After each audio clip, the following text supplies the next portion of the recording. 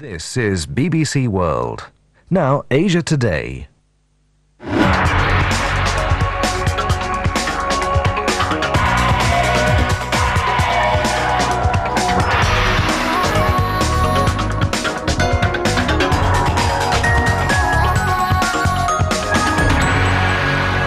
Hello and welcome to Asia Today. I'm Lucy Hockings. In this programme, the leader of the Tamil Tigers warns the Sri Lankan government he'll establish self-government if a peace deal is not reached soon.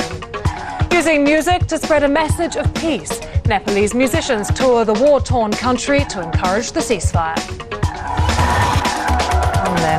Using music to spread a message of peace. That's the aim of 7 Nepalese musicians and musical groups who've just completed a mammoth tour of the country, staging 8 concerts.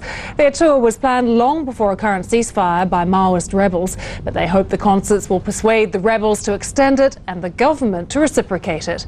They also want to give a message of hope to the country's population traumatised by nearly a decade of conflict. Our correspondent Charles Haviland travelled to the eastern hill town of Sharakot for one of the final concerts. A unique musical journey into the hills on a peace mission.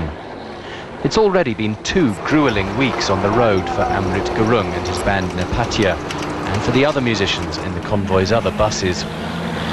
The journey goes deep into Maoist-held territory under red-bannered rebel slogans, and through pockets of government control in this violent land.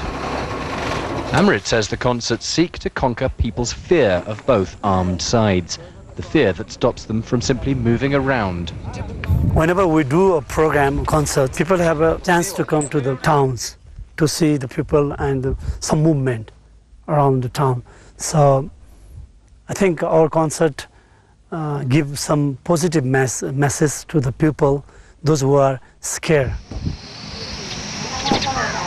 At their house near the town the musicians are heading for, Charakot, Sita Raut and her family know the raw pain of violence in Nepal.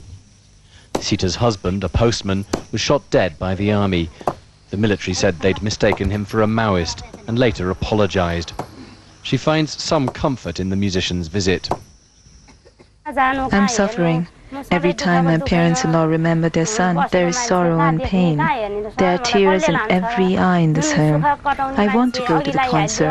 I hope its message will be that there will be peace talks soon, to end everyone's suffering. The same afternoon, Charakot bursts with enthusiasm for the musical spectacular. Being part of this town's biggest ever crowd is intoxicating for both old and young. For Sita and most others, these are familiar musicians, but familiar only through radio or tape. Of the tens of thousands here today, most have never watched a live concert before in their lives. Along with radio relays, this series of concerts has reached millions. Some have called the high turnout a unanimous vote for peace, the peace that Nepal's rebels, rulers and politicians have failed to bring.